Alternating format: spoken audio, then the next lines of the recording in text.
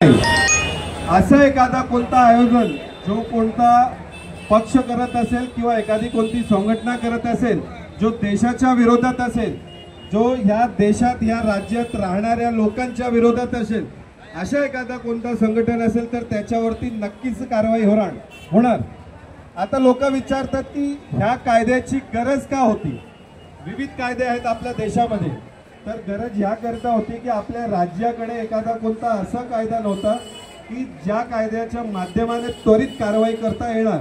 आता आपण लोकांनी पाहिलेलं असेल की एका एकदम दुर्गम भागात महाराष्ट्राच्या ज्या ठिकाणी लोकांना पाणी भेटत नाही आहे, इलेक्ट्रिसिटीची कमतरता आहे किंवा खूप कमी म्हणजे त्यांच्याकडे सर्व्हिसेस आहेत, त्या ठिकाणी ऑटोमॅटिक रायफल्स उपलब्ध होतात, हँड ग्रेनेड्स त्यांना प्रोव्हाइड करण्यात येतात, म्हणजे बॉम्ब सारखी वस्तू इझिली त्यांना प्रोव्हाइड करतात। तर हे कोण करतात? जे या ठिकाणी आपल्यामध्येच राहून फेक नॅरेटिव्ह पसरवतात आणि ते जे लोकांना जाऊन कन्व्हिन्स करतात की सरकार जे काही करत आहे ते लोकांच्या विरोधात करत आहे, तुमच्या विरोधात करत आहे। अशी जी मंडळी असते ती काय करते? फॉरेन फंडिंग घेते, या महाराष्ट्रात राहणारे किंवा आपल्या देशात इतर राज्यात राहणारे त्यांचे जे सहकारी आहेत त्यांच्याकडून फंड घेऊन हे जे नक्षलवादी संघटन आहेत त्यांना हे सर्व बंदूक असेल, बॉम्ब असेल, इतर एखादी कोणती वस्तू असेल ज्यामुळे ह्या देशाचं नुकसान करता येईल, या देशात राहणाऱ्या नागरिकांचं नुकसान करता येईल अशी वस्तू त्यांना उपलब्ध करून इझिली देतात। तर यांच्यावरती कारवाई हा कायदा आल्यानंतर कशी करता येईल? तर जर एखादा कोणता संघटन असेल, प्रायमा फेसिया जर पोलीस अधिकारी जे आपले आहेत, म्हणजे आपल्याला आधी कसं होतं की एखाद्या कोणत्या अशा संघटनांवरती कारवाई करायची असेल तर केंद्र सरकारकडून आपल्याला परवानगी घ्यावी लागत होती। आता असं आहे का? तर नाही।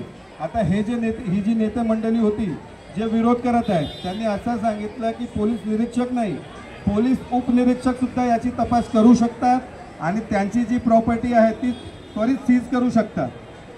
सीज केल्यामुळे काय होणार की परत आता सरांनी जसं तांबे सरांनी आपल्या सर्वांच्या समोर सांगितलं की खटला खूप लांबतो, तर त्यामुळे काय होतं की त्यांचं काम तर सुरूच आहे, कामामध्ये बंद पडतो का? काम त्यांच्या सुरूच असतो, काम बंद पडत नाही। मग आता हा कायदा आल्यानंतर जेव्हा त्यांचे बँक अकाउंट सीज होतील, जेव्हा त्यांची प्रॉपर्टी सीज होईल, तेव्हा त्यांचं काम सुरू राहणार का? तेव्हा ते बॉम्ब्स प्रोव्हाइड करू शकणार का? तेव्हा ते बंदूक देऊ शकणार का? असं होऊ शकणार का? तर नाही होणार। या सर्व गोष्टींना लक्षात घेऊन हा कायदा आणला गेला आहे। एखादा कोणता NGO असेल जो रीतसर प्रदर्शन करत असेल, एखाद्या कोणत्या अधिकाऱ्यासाठी तो सरकार समोर मागणी करत असेल तर त्यांच्या विरोधात एखादी कोणती कारवाई होणार का? तर नाही होणार आहे। बघा, हा जो कायदा आहे त्या ज्या सरकारने हा कायदा आणला आहे ते का नेहमी सत्तेत असणार आहेत का? असं आहे का? तर नाही। त्या सरकारला सुद्धा माहिती आहे, मुख्यमंत्री साहेबांनी विधानसभेत ऑन TV सर्वांना असं डायरेक्टली सांगितलं होतं की मी प्रत्येक दिवशी सत्तेत असणार, तर असं होणार नाही आहे।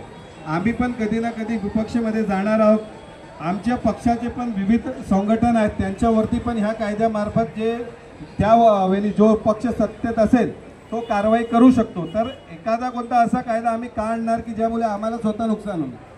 तर ह्याच्यामुळे काय होणार आहे की आता एखादा कोणता आंदोलन करण्यात येतो आणि डिरेक्टली तुम्ही आझाद मैदानमध्ये खूप वेळी पाहिलेलं असेल की आर्मीचे जवान जे आपल्याकरिता देशाच्या सीमेवरती राहून आपल्यासाठी लढतात, आपला जीव देतात, अशा वस्तू जी त्या ठिकाणी ठेवली गेली होती त्यालाही सुद्धा नुकसान करतात। प्रोटेस्ट करायचं असेल तर आम्ही सुद्धा समर्थनात आज सर्वांच्या समोर हजर आहोत। आम्ही काय व्हायलेन्स करत आहोत का? अशी एखादी कोणती वस्तू घेऊन आलो का? की एखादी कोणती महिला पोलीस कर्मचारी आहे त्याला मारहाण करत आहोत का? तर नाही। अशा एखाद्या कोणत्या सरकारी कर्मचाऱ्याला जे आपल्या सेवेसाठी आहेत त्यांना कोणतरी नुकसान पसरवत असेल, त्यांच्यासोबत चुकीचं करत असेल, त्यांच्यासोबत मारहाण करत असेल, तर नक्की हा जो कायदा आहे तो ह्याच्यामध्ये वापर त्या कायद्याचा केला जाईल आणि त्यांच्यावरती योग्य ती कारवाई केली जाणार आहे। आणि याचा फायदा काय आहे?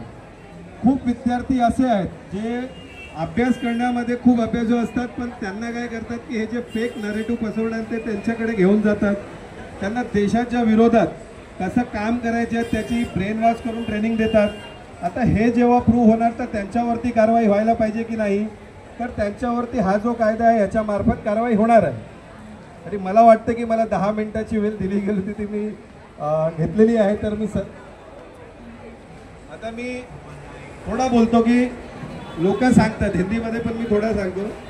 कि यहाँ पे जो पार्टी के लोग हैं उनका कहना क्या है कि नहीं नहीं ये जो है इसके वजह से ये कायदा जब लाएंगे तो भी संविधान खतरे में आ जाएगा, हमारे लोगों का जो अधिकार है वो छीन लिया जाएगा। कैसे छीन लिया जाएगा?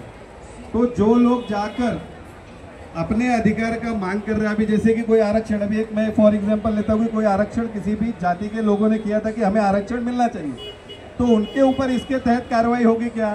उसके लिए जो उन्होंने समिति बनाई है उसमें जो फंड रखा है वो फंड सरकार जमा कर लेगी क्या? तो बिल्कुल नहीं। लेकिन आप किसी को बम बांटोगे, किसी को बंदूक बांटोगे, किसी के बच्चे को, किसी की माँ के बच्चे को जो पढ़ाई कर रहा था, जो अपने परिवार के भविष्य को सुंदर कर सकता था, उसे ले जाकर नक्सली गतिविधियों में अगर तुम ले जाकर फंसाओगे तो तुम्हारे ऊपर इस कायदे के हिसाब से कार्रवाई होगी। और इसमें ले जाने वाले, इसमें शामिल रहने वाले जो भी पदाधिकारी है उनकी भी प्रॉपर्टी जब्त होगी, उनके भी बैंक अकाउंट सीज होंगे। आपने देखा रहेगा कि पुणे शहर में खुद विधानसभा में आर पाटिल साहब ने 2013 में कहा था कि बहुत सारे ऐसे लोग हैं जो थाने से पकड़े गए थे नक्सल विरोधी गतिविधियों में, यहाँ से आके फंडिंग जमा कर रहे थे। मतलब आप सोचो, हम यहाँ पर खड़े हैं, यहाँ भी बहुत सारे लोग ऐसे हो सकते हैं कि जो नक्सलवादी विचारों के हो और जो इन चीजों के प्रचार को देखते हुए इसका भी विरोध करेंगे। अभी तो इन्होंने एक नया संगठन लॉन्च किया है, बीजेपी वालों ने, जो जा के बता रहे हैं कि ये कायदा अच्छा है। तो हम बताना चाहते हैं, हम किसी बीजेपी का, किसी पार्टी का कोई भी संगठन नहीं है, हम राष्ट्रवादी लोग हैं जो उस एक कायदे का समर्थन कर रहे हैं जिसके वजह से हमारे देश का युवा भटक कर, बंदूक उठाकर अपने फायदे के लिए काम कर रही किसी भी सरकार के खिलाफ काम करता है, वो किसी भी पार्टी की सरकार हो, और उन्हीं के देश को आगे ले जाने के लिए जो उनके नागरिकों के लिए चीजें बनाई गई है, जो उनके देश के लिए, उनके देश के लोगों के लिए चीजें बनाई गई है, उसको नुकसान पहुंचाता है। उस चीजों को रोकने के लिए यह कायदा है। मैंने कहा ना कि नाम में ही है जनता की सुरक्षा, इसलिए जन सुरक्षा कायदा। तो यह कायदा इसीलिए है, तो हम सभी ने समर्थन करना चाहिए। दूसरी चीज ऐसी है, इस कायदे में क्या सिर्फ आमदार लोगों को पूछ लिया, फक्त आमदारांना विचारलं की तुम्ही बघून घ्या, तुम्हाला काय विरोध होता, याच्यामध्ये काय बदल करायला पाहिजे, तुम्ही सांगणार, त्या हिशोबाने आम्ही बदल करणार, असाच होता का? तर नाही। आम जनतेसाठी पण असं नोटिफिकेशन काढला गेला होता, त्यांना सुद्धा असं सांगितलं गेलं होतं की तुमच्यापैकी ज्यांना कुणाला एखादा कोणता सजेशन द्यायचा आहे तो सजेशन तुम्ही द्या, व्हॅलिड असेल तर सरकार तो सजेशन मान्य करणार।